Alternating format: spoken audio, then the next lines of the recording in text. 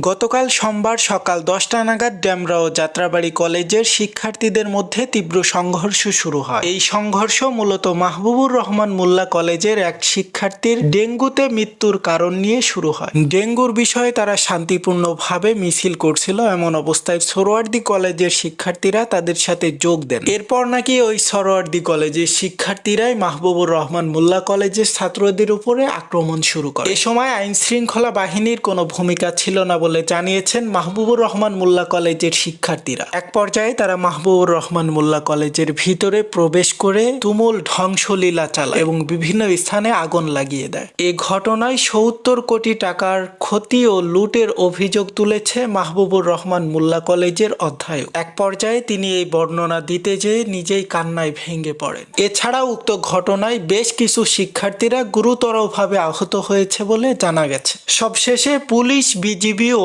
Army একযোগে ঘটনাস্থলকে নিয়ন্ত্রণে আনতে সক্ষম হন।